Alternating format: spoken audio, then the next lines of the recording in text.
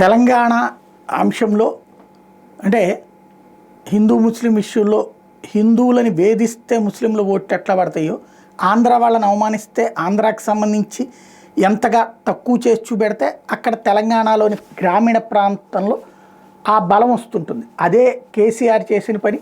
కేసీఆర్ అది తగ్గించిన సందర్భంలో, జగన్తో స్నేహం కారణంగా అది తగ్గించిన సందర్భంలో ఆయన్ని కూల్చారు.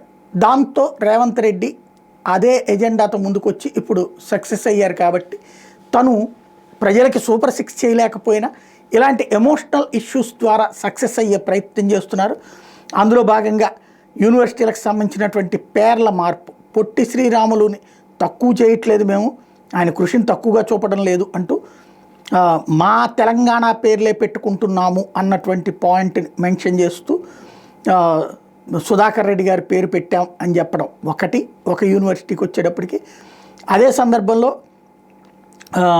నేను అట్లా కులాల ఉద్దేశంతో పెట్టలేదు, మాకు పొట్టి శ్రీరాములకి అంటే గౌరవం ఉంది, కావాలంటే టెర్మినల్కి దేనికన్నా పేరు పెడతాం లాంటి స్టేట్మెంట్ ఇచ్చుకొచ్చారు.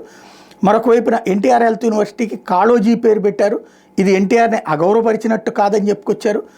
మరొక వైపున ఆచార్య ఎన్జీ రంగా యూనివర్సిటీని ఎప్పుడో పేరు మార్చారు, ప్రొఫెసర్ జయశంకర్ పేరు టీఆర్ఎస్ అలియాస్ బీఆర్ఎస్ టైంలోనే జరిగింది. వైఎస్ పేరుతో ఉన్నటువంటి హార్టికల్చర్ యూనివర్సిటీకి కొండా లక్ష్మణ్ బాపూజీ పేరు పెట్టారు. వెంకటేశ్వర వెటర్నరీ యూనివర్సిటీకి పివి పేరుని పెట్టుకున్నారు.